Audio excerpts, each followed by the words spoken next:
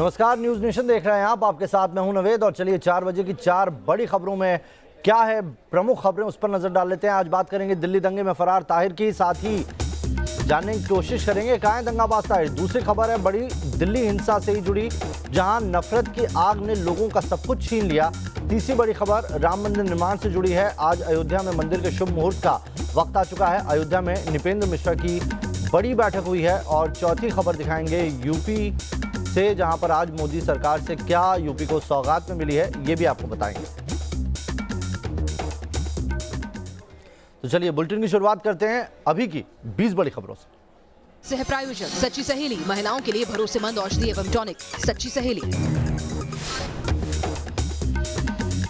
दिल्ली के हिंसा प्रभावित इलाकों में हालात सामान्य, भारी संख्या में पुलिस बल तैनात। अब तक 42 लोगों की मौत। आज नॉर्थ ईस्ट दिल्ली जाएंगे अरविंद केजरीवाल। दिल्ली के मौजपुर में भी हालात सामान्य, सुरक्षा बलों ने किया फ्लैग मार्च, लोगों से शांति बनाए रखने की अपील। दिल्ली हिंसा मामले में अब तक 123 एफआईआर दर्ज, 630 लोग हिरासत में लिए गए। 12 केस की जांच साइबर सेल के हवाले, सीसीटीवी से तलाशे जा रहे हैं सुराग। दिल्ली के शिव विहार में हिंसा की नई तस्वीर आई सामने, सड़कों पर कई जली हुई गाड़ियां दिखी। दिल्ली में दंगों के बाद हर तरफ पसरी तबाही की तस्वीरें। न्यूज नेशन के साथ लोगों ने बांटा अपना दर्द, हिंसा की दास्तां बयान करते निकले पीड़ितों के आंसू। दिल्ली हिंसा के आरोपी ताहिर हुसैन की गिरफ्तारी अब तक नहीं, पुलिस ने दर्ज किया 302 का केस। अंकित के परिवार ने मांगी पुलिस से सुरक्षा। दिल्ली के शाहीन बाग में बढ़ाई गई सुरक्षा, वायरल मैसेज के बाद पुलिस सतर्क। 1 मार्च को शाहीन बाग को खाली कराने का वायरल हो रहा है मैसेज। प्रयागराज में पीएम मोदी ने 27,000 दिव्यांगों को दी सौगात, कहा पिछली सरकारों में हुई अनदेखी। अयोध्या में राम मंदिर निर्माण की तैयारियां शुरू, नृपेंद्र मिश्रा ने लिया जायजा। रामनवमी से पहले रामलला की बदली जा सकती है जगह। निर्भया के दोषी पवन की क्यूरेटिव पिटीशन पर 2 मार्च को विचार करेगा सुप्रीम कोर्ट। 3 मार्च को फांसी देने के लिए डेथ वारंट है जारी। हरिद्वार में हर्ष फायरिंग का वीडियो वायरल, शादी समारोह में दागी गई गोलियां, फायरिंग करने वालों की खोजबीन में जुटी पुलिस। विवादित नारे लगाने के आरोप में हिरासत में 6 युवक। दिल्ली के राजीव चौक मेट्रो स्टेशन से पकड़े गए युवक, हिरासत में लेकर हो रही है पूछताछ। ओडिशा दौरे पर गृह मंत्री अमित शाह, पुरी में जगन्नाथ मंदिर में की पूजा, भगवान जगन्नाथ का लिया आशीर्वाद।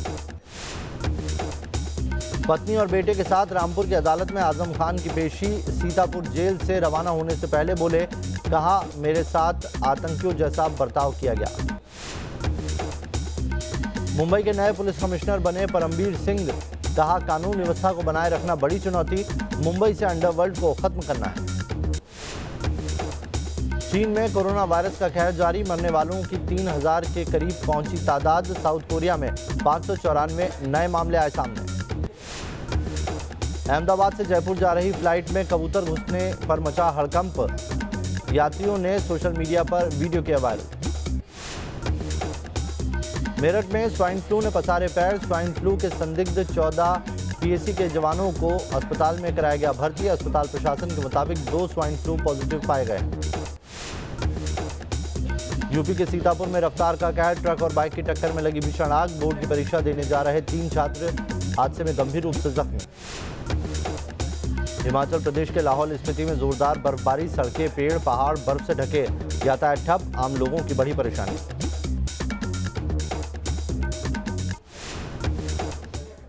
दिल्ली में हिंसा भड़काने और आईबी अधिकारी अंकित शर्मा की हत्या का आरोपी ताहिर हुसैन फरार है। पुलिस ताहिर हुसैन को पकड़ने में जुटी हुई है। हत्या का केस पहले ही दर्ज हो चुका है, लेकिन अब तक पुलिस के हाथ खाली हैं और ताहिर पुलिस के हाथ नहीं लगा है। ताहिर के घर पहुंचकर फोरेंसिक टीम काफी सबूत जुटा चुकी है। 3 तस्वीरें हम आपको दिखा रहे हैं किस तरीके से। सवाल सबसे बड़ा यही है यहाँ पर कि आखिर कब होगी ताहिर की गिरफ्तारी। पुलिस तलाश में जुटी हुई है। फोरेंसिक की टीम ने कई सारे सबूत भी इकट्ठा किए हैं, लेकिन ताहिर अभी भी पुलिस गिरफ्त से बाहर है। दिल्ली हिंसा मामले में ताहिर हुसैन सुरक्षा एजेंसियों के राडार पर है। सूत्रों के मुताबिक हालात सामान्य होने के बाद ताहिर पर शिकंजा कसा जाएगा। पुलिस उससे पहले सारे सबूत भी जुटाने में लगी है।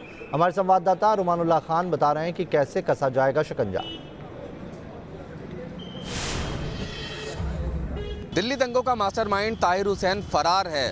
ताहिर हुसैन के खिलाफ हत्या का और दंगे भड़काने का मुकदमा दर्ज किया गया है। हालांकि ताहिर हुसैन सोशल मीडिया पे कुछ ऐसे वीडियो ज़रूर पोस्ट कर रहा है जिससे कि उसे सिंपैथी मिल सके, लेकिन पुलिस का साफ कहना है कि ताहिर हुसैन को छुपाने में मदद करने वालों के खिलाफ भी पुलिस कड़ी कार्रवाई करेगी। लेकिन सबसे महत्वपूर्ण बात यह है कि पुलिस का ध्यान सबसे ज़्यादा लॉ एंड ऑर्डर को रिस्टोर करना और उसे बनाए रखना है, ताकि अराजक तत्व किसी भी तरह से स्थिति का फ़ायदा ना उठा सकें।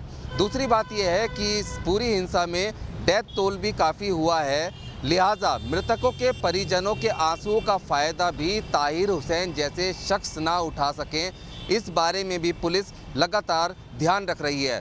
पुलिस लगातार लोगों के बीच में भरोसा कायम कर रही है और उसी का नतीजा है कि स्थिति सामान्य होती जा रही है। पुलिस का साफ तौर पर कहना है कि जैसे ही स्थिति सामान्य होगी वैसे ही दिल्ली हिंसा के गुनहगार यकीनन सलाखों के पीछे होंगे। इधर आपको बता दें कि एक और आदमी है जो अभी फरार है। दिल्ली पुलिस के कांस्टेबल पर बंदूक तानने वाला दंगाई भी अभी फरार है, जिसकी तलाश पुलिस ने शुरू कर दी है, लेकिन पुलिस के हाथ अब तक खाली हैं। पुलिस को कुछ भी पता नहीं चल पाया है। 24 फरवरी को दंगों के दौरान दिल्ली पुलिस के सिपाही दीपक दहिया पर दंगाई ने बंदूक तान दी थी। उस दौरान उसने तकरीबन 8 राउंड फायर किए थे। जब कांस्टेबल दीपक ने उसे रोकने की कोशिश की तो उसने उस पर भी फायर कर दिया। अच्छी बात यह रही कि दीपक इस फायरिंग में बच गए थे। दिल्ली दंगों का एक और किरदार शाहरुख भी अभी तक फरार है। जिस समय दिल्ली में हिंसा हो रही थी उस समय दंगाइयों की भीड़ को शाहरुख हाथ में पिस्टल लेकर लीड कर रहा था, लगातार फायरिंग कर रहा था और शाहरुख ने हेड कांस्टेबल दीपक दहिया के सिर पर भी पिस्टल तानी थी। सोशल मीडिया में उसके फोटो वायरल हो गए, जिसके बाद से शाहरुख अंडरग्राउंड हो गया है। उसका पूरा परिवार भी लापता है, घर पर ताला लगाकर फरार है, किसी को नहीं पता कि शाहरुख कहाँ है। हालांकि पुलिस का कहना है कि शाहरुख की लोकेशन को ट्रैक करने की कोशिश की जा रही है और जल्द ही पुलिस उसको गिरफ्तार भी कर लेगी। लेकिन पहले पुलिस की भूमिका ये है कि वो इस पूरे इलाके में शांति कायम करवाए और इस शांति को बरकरार रखे, ताकि शाहरुख जैसे लोग दोबारा से किसी भी तरह से हिंसा को बढ़ावा न दे सकें। इधर दिल्ली के मैक्स हॉस्पिटल में 4 दिन तक भर्ती रहने के बाद आईपीएस अनुज कुमार डिस्चार्ज कर दिए गए। अनुज कुमार ने दंगों की पूरी जानकारी दी। आईपीएस अनुज कुमार ने बताया कि करीब 30 से 35 हज़ार उपद्रवियों के बीच वो घिर गए थे। इसके बावजूद वो अपने सीनियर आईपीएस अमित शर्मा को बचाकर लाए। अनुज कुमार ने पूरी घटना की जानकारी तफसील से दी है। न्यूज़ नेशन से आईपीएस अनुज कुमार ने बातचीत की। आइए सुनाते क्या कहा उन्होंने। हमारे साथ आईपीएस ऑफिसर अनुज कुमार, दिल्ली में हिंसा के दौरान ये घायल हुए थे, इनसे बात करते हैं। सर, जिस दिन ये हिंसा हुई उस दौरान आप कहाँ थे और कैसे चोट लगी? ये हिंसा हुई थी 24 तारीख का वाक़या है। उस वक्त मैं डीसीपी सर, मेरा ऑफिस स्टाफ और हमारे अलावा वहाँ पर दो कंपनीज और थी पुलिस पर्सनल की। हम लोग उस वक्त यहाँ चांदबाग मजारक से तकरीबन 80 से 100 मीटर आगे वहाँ एक प्रोटेस्ट साइट है, उसी के पास हम मौजूद थे। 23 तारीख को एक दिन पहले उस एक कैरेज वे को प्रोटेस्टर्स ने ब्लॉक कर दिया था, जिसे बड़ी मशक्क़त के बाद देर रात को खुलवाया गया। तो नेक्स्ट डे के लिए हमारी डायरेक्शंस यही थी, क्योंकि वो एक मेजर रोड है वजीराबाद रोड, वो पूरा सिग्नेचर ब्रिज को और फर्दर जो भी पुश्ता रोड हैं उन सबको आगे ये भोपरा बॉर्डर से और गाज़ियाबाद से कनेक्ट करती है। तो हमारी डायरेक्शंस यही थी कि जो किसी भी तरीके की क्राउड है वो मेन रोड पर स्पिल ओवर ना हो, वो अपना to an extent service road तक कन्फाइन रहे। अब वहाँ पर धीरे धीरे बहुत सारी क्राउड जो है एकत्रित होने लगी, बहुत बिल्डअप होने लगा, जिसमें महिलाएं पुरुष दोनों ही शामिल थे और नारेबाजी वगैरह हो रही थी। कुछ चीज़ें जो हमें बाद में पता चली, अब उसे अभी तो मैं सत्यापित नहीं कर सकता, वो ये थी कि इस तरीके की र्यूमर मॉन्गरिंग स्टार्ट हो गई थी कि पुलिस ने फायरिंग कर दी है और जिसमें काफ़ी महिलाएं और बच्चे मारे गए हैं। तो maybe it acted as a catalyst, जिससे जो क्राउड है और तेज़ी से स्वेल अप होनी स्टार्ट हुई। वहाँ पर जो पीक टाइम पर सारी फोर्स जो है चांदबाग मजार से लेके अपना ब्रिजपुरी टी पॉइंट, वहाँ से तकरीबन 200 से 250 मीटर आगे है वो पॉइंट, वहाँ पर सारी फोर्स एकत्र होने लगी और उसके पीछे का एरिया बहुत डेंसली पॉपुलेटेड है, जहाँ से लोग लगातार आ रहे थे। अब उनको काउंटर करने के लिए, चूंकि वो एक आगे तक स्प्रेड ओवर हो गई थी, फोर्स भी थोड़ा सा थिनली स्प्रेड हो गई। तो उस जगह जो है कुछ लोग अनायास ही सड़क पर आने लगे। हम धीरे धीरे उनको समझा के और वाया जो है शील्ड है उनको थोड़ा सा पीछे कर रहे थे, उनको समझा रहे थे कि अब मेन रोड पर नहीं आए। तो इतने में वहाँ से पत्थरबाजी स्टार्ट हो गई और वो बहुत तेज़ी से स्पायरल हो गई and we were heavily outnumbered. एक और चीज़ ये हो गई कि हमारे और उनके बीच डिस्टेंस बहुत कम था। We were hardly 15-20 meters away from them. कुछ लोग तो बिल्कुल एकदम फेस टू फेस लगे हुए थे जो उनको सीधा पीछे कर रहे थे, और बाकी लोग जो एटमोस्ट है वो 15 से 20 मीटर का डिस्टेंस था। तो आपके ऊपर पत्थरबाजी की, आप लोगों को फोर्स के ऊपर पत्थरबाजी हुई थी? फोर्स के ऊपर बहुत हैवी स्टोन पेल्टिंग हुई थी। जो सर्विस रोड है वहाँ कंस्ट्रक्शन वर्क और चल रहा था, तो बहुत सारा कंस्ट्रक्शन मटेरियल भी पड़ा हुआ था। फिर ये भी बात सामने आई थी, हालांकि मैं अभी उसे सत्यापित नहीं कर सकता कि मतलब और भी जो लोगों के पास हथियार वगैरह थे, हथियार इन द सेंस कंस्ट्रक्शन का ही, जैसे कुदाल वगैरह और ये बेलचे और अपना फावड़े वगैरह ये सब। तो जब एकदम से सिचुएशन स्पायरल हो गई, वहाँ पर हमारी टीयर गैस वगैरह भी इतनी इफ़ेक्टिव नहीं रही क्योंकि डिस्टेंस बहुत कम है। पुलिस पर्सनल ने काफ़ी कोशिश करी बट वो इतनी उनकी जो इफ़ेक्टिवनेस है वो काफ़ी रिड्यूस हो गई। फिर पीछे हमारे पीछे डिवाइडर आ रहा था, that acted as a wall. उसकी वजह से फोर्स और एक तरह से सैंडविच हो गई थी। सीपी घायल थे, आपको भी चोट उसके दौरान लगी या उनको जब आप रेस्क्यू करे तब हुआ? रेस्क्यू के दौरान मेरे को जो हेड पर, जो बाकी बॉडी पर तो चोट तब थ्रू आउट जो स्टोन पेल्टिंग हो रही थी उससे लगी थी। हेड पर जो है जब हम सर को उठा रहे थे क्योंकि हाथ एंगेज थे, भीड़ हमारे जस्ट पीछे थी, वो लगातार स्टोन पेल्टिंग कर रही थी, तो उसमें मेरा वो हेलमेट टूट गया और हेलमेट का एक सिरा जो है मेरे सिर में घुस गया। तो उस टाइम पर जो मेरी हेड इंजरी वो उस टाइम हुई थी। फिर हम पीछे जो है जब यमुना विहार पहुँचे तो वहाँ पर एक जो मोहन नर्सिंग होम में वहाँ पास में ही था, तो जो रतन है और अमित सर, इन दोनों की इंजरी सबसे क्रिटिकल थी। तो we chalked out a plan कि इनको तुरंत यहाँ से निकालते हैं क्योंकि दंगाई फिर और इकट्ठा होना स्टार्ट हो गए। दिल्ली के हिंसा वाले इलाकों में जगह जगह बर्बादी के निशान सामने आ रहे हैं। दंगाइयों ने किस तरह हिंसा को अंजाम दिया है, वो हिंसा का सामान भी बिखरा पड़ा है। छत पर बड़ी गुलेल बांधी गई तो पेट्रोल बम और माचिस की तीलियां भी बिखरी हुई जहां तहां दिखाई पड़ती है। हर तरफ बर्बादी के निशान साफ देखे जा सकते हैं। पुलिस लगातार हिंसा वाले इलाकों में फ्लैग मार्च कर रही है, लोगों से भी अपील की जा रही है शांति बनाए रखें। लेकिन ये जो सामान बिखरे पड़े हैं ये सबूत है कि कैसे उन दिनों जो वो 3 दिन थे वो कैसे दिल्ली के अंदर दंगे की कहानी बयान कर रहे हैं। दिल्ली की हिंसा में कई परिवारों का सब कुछ उनसे छिन गया। दंगे के दर्द में कोई नहीं बचा। कारोबारी, दुकानदार, सबकी इस आग में झुलसने की तस्वीरें सामने आई। दंगाइयों ने एक गरीब बूढ़े पिता की चाय की दुकान जला दी। अब ये पिता रो रो कर यही पूछ रहे हैं कि आखिर उनका क्या कसूर था। देखिए न्यूज़ नेशन संवाददाता विकास चंद्रा की रिपोर्ट।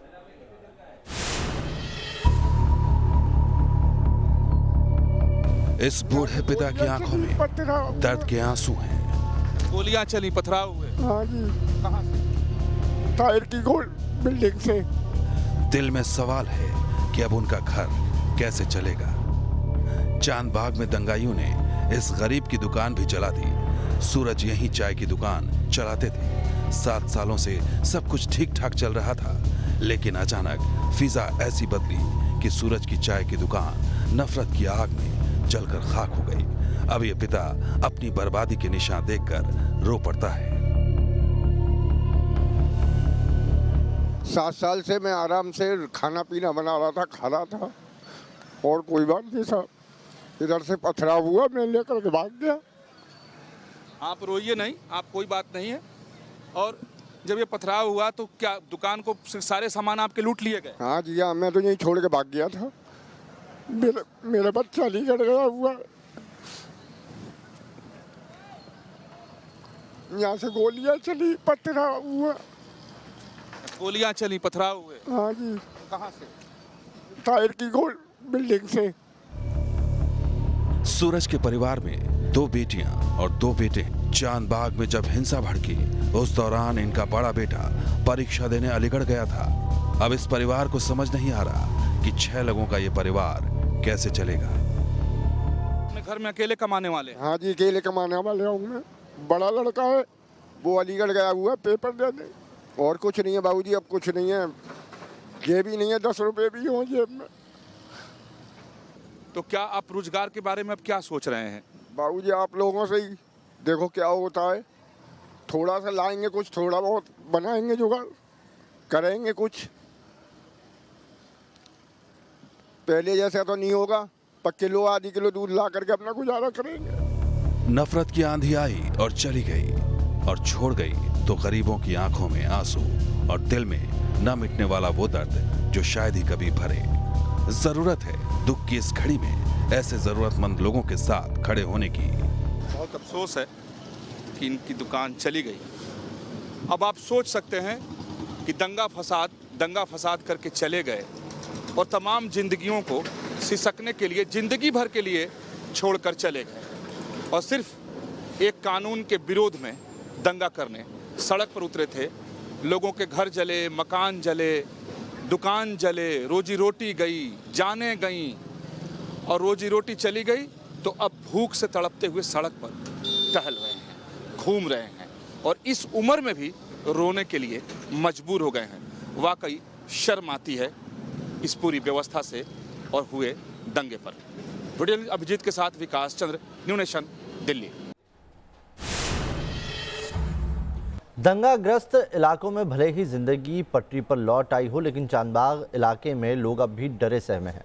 चांदबाग से विकास चंद्र की रिपोर्ट देखिए। चांदपुर इलाके में अब हालात धीरे धीरे सामान्य होते नजर आ रहे हैं। लोग अपने घरों से निकल रहे हैं, लेकिन लोग अभी भी डरे सहमे हैं। लेकिन मजबूरी है, काम पे जाना है, मजदूरी करनी है, ऑफिस जाना है, इसलिए लोग अपने घरों से निकल रहे हैं।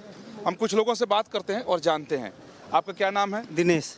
दिनेश, अब क्या हालत है यहाँ की? अब तो थोड़ा सा सही सुधर रहा, हालत सुधार हो रहे हैं। डर कम हुआ है कि नहीं?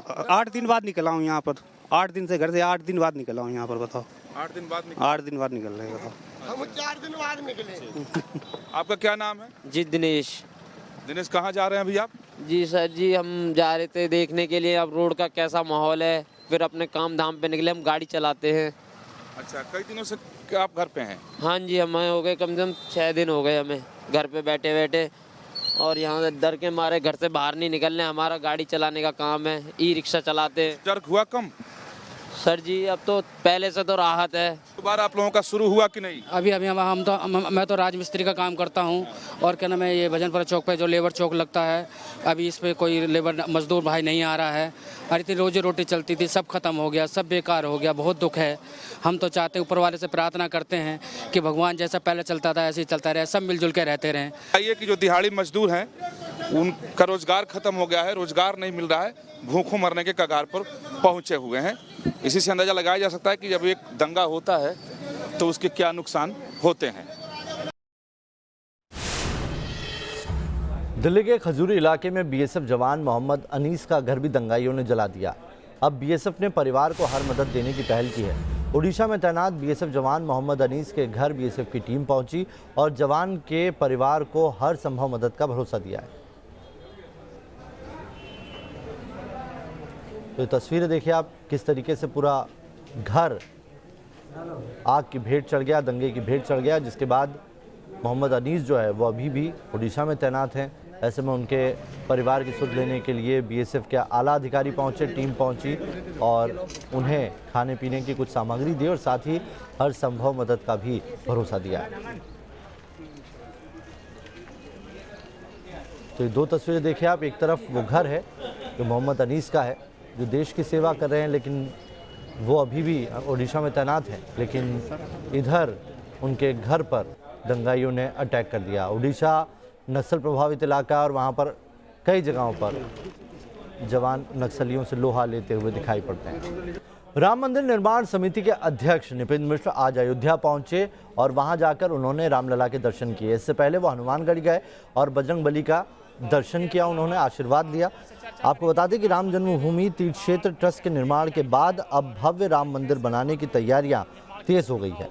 निपिन मिश्र ने मंदिर परिसर का भी जायजा लिया है निर्माण समिति का अध्यक्ष बनाए जाने के बाद नृपेंद्र मिश्रा की ये पहली अयोध्या यात्रा है। आज काफ़ी व्यस्त रहने वाले हैं। वो राम मंदिर ट्रस्ट के तमाम सदस्यों के साथ मुलाकात करेंगे और इसके अलावा नृपेंद्र मिश्र इस वक्त रामलला के दर्शन करके बाहर आ रहे हैं और अभी आप देख सकते हैं उनका काफिला राम जन्मभूमि से बाहर जा रहा है। लगभग 2 घंटे तक वो राम जन्मभूमि में रहे और उन्होंने वहाँ पर जो कुछ मंदिर निर्माण की तैयारियां चल रही हैं उनका जायजा लिया। उनके साथ अयोध्या जिला प्रशासन के तमाम आला अधिकारी रहे, डीएम रहे और मंडलायुक्त भी मौजूद रहे और चंपत राय और राम मंदिर ट्रस्ट के सदस्य डॉक्टर अनिल मिश्रा भी मौजूद रहे। तो 2 घंटे तक राम जन्मभूमि में बिताए नृपेंद्र मिश्र ने और ये जायजा लिया कि राम मंदिर निर्माण का कार्य कैसे आगे बढ़ाना है और क्या कुछ तैयारियां अब तक हुई हैं और बाकी तैयारियों को कैसे मुकम्मल किया जाना है। तो अब यहाँ से निकलने के बाद वो तमाम साधु संतों के साथ मुलाकात करेंगे और ट्रस्ट के जो सदस्य हैं उनसे भी उनकी मुलाकात जारी रहेगी। और माना जा रहा है कि मंदिर निर्माण से पहले रामलला जहाँ विराजमान हैं उनको वहाँ से दूसरी जगह स्थापित किया जाएगा क्योंकि गर्भगृह का निर्माण होना है। तो तमाम प्रक्रिया अभी यहाँ पर होनी है और अगले कुछ दिनों तक नृपेंद्र मिश्र अयोध्या और लखनऊ में ही बने रहेंगे। तो फिलहाल अभी आप देख सकते हैं कि अब यहाँ सिक्योरिटी अरेंजमेंट किए गए थे और आम श्रद्धालुओं को अंदर जाने की अनुमति मिल गई है और अब आम लोग रामलला के दर्शन करेंगे। वीडियो से बगमाला के साथ अनिल यादव, न्यूज़ नेशन अयोध्या। तो चलिए बड़ी खबर बता दें, अयोध्या में नृपेंद्र मिश्रा इस वक्त बैठक कर रहे हैं। नृपेंद्र मिश्र की बैठक में चंपत राय अयोध्या के डीएम शामिल हैं। अयोध्या के साधु संत मंडल कमिश्नर भी इस बैठक में शिरकत कर रहे हैं। राम मंदिर परिसर का नृपेंद्र मिश्र ने जायजा लिया है। जल्द से जल्द निर्माण की जो तारीख है उस पर मोहर लगनी है और इसीलिए ये सारी बैठकों का दौर चल रहा है। इधर प्रधानमंत्री मोदी प्रयागराज के दौरे पर हैं। पीएम मोदी प्रयागराज में दिव्यांग बच्चों के बीच पहुंचे और इस दौरान बच्चों ने पीएम का पैर छूकर आशीर्वाद दिया। हमारी ओर से भी पीएम ने भी बच्चों को दुलार किया। कई महिलाएं भी इस मौके पर मौजूद थीं जो प्रधानमंत्री से मुलाकात करने के लिए पहुंची। दिव्यांग बच्चों और बुजुर्गों को बड़ी सौगात देते हुए पीएम मोदी ने तकरीबन 27,000 उपकरण बांटे हैं।